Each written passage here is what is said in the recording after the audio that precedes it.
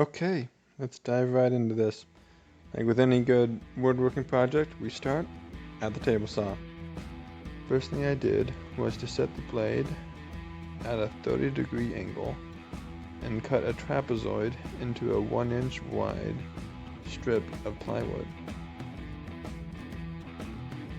Up next was cutting this long strip of trapezoid stock into several shorter strips.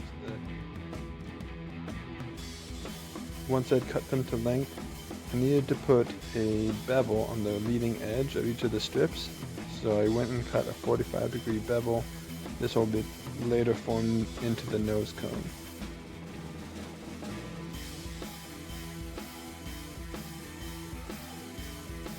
Here we have the 6 pieces laid out side by side. I'll be gluing them together in an upcoming step, but to make that job easier, first I lay down pieces of tape, I put in the glue, and then I will roll them up on top of each other and let the glue dry. Okay, let's pause. This is something I haven't talked about yet, but it becomes a critical part for how I made the rocket. So let's talk quick how I made this piece. Basically, I took a round dowel stock that I had and took light passes as I turned it, which created a hexagon faceted shape. Now as you watch me do this, you may be wondering why I do it this way. And the simple answer is I don't have a lathe. So I found that a belt sander and manually turning the thing that I want to shape is a decent way of doing it, although it does make your forearms really sore.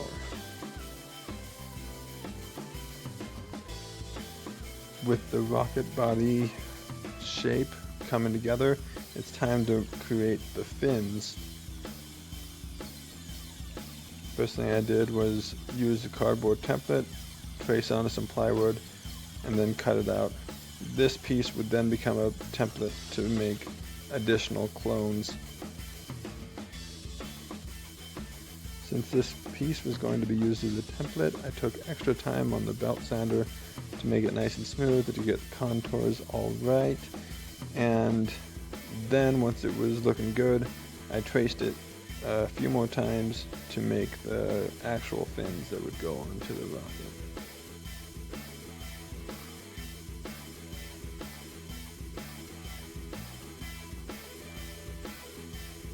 Well done. So this plywood is construction grade plywood that I got from Home Depot.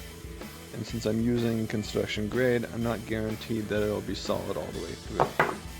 So that's just one of the drawbacks of using this type of plywood. And obviously these fins aren't going to work out for me. So I had to cut some more.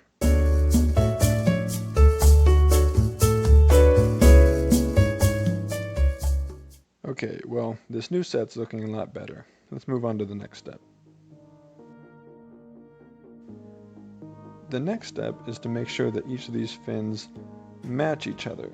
Now, for me, the easiest way to do that is to clamp them all together and sand them all at the same time. That will guarantee that they'll all have a good, consistent contour. Now it's time to mark where I'll be putting the fins on the rocket body. Once I had marked the position of the fins, I grabbed my router and cut out an area that I could place the fins, and I'd be able to glue them down. Little spoiler, that turned out not to be deep enough, so I had to later make those a little bit deeper. So now that the rough sanding is done, I can cut off the handle and then form the nose the rest of the way by hand.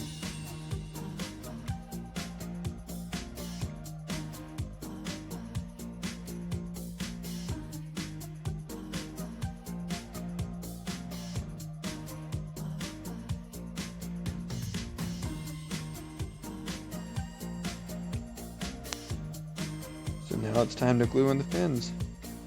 I started putting in glue and then realized I should probably tape around. I just want to keep the glue off of the rocket body. It makes it easier with finishing. So I let that glue dry up, and now it's time to do some finish sanding.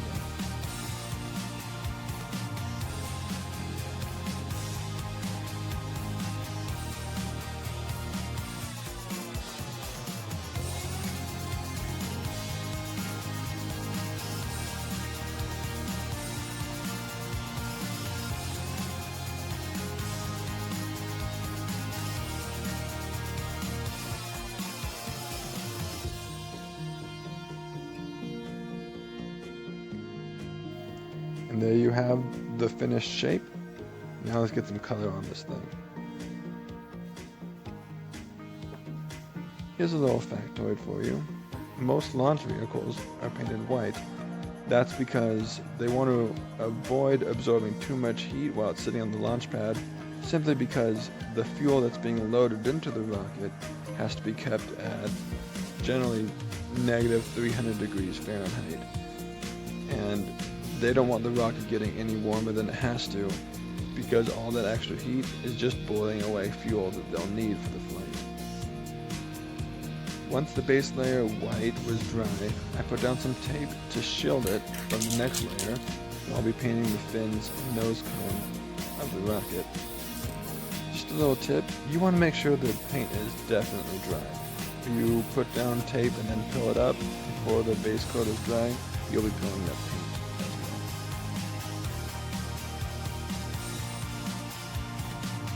I always love this part of the painting job, finally getting to reveal how it all came together.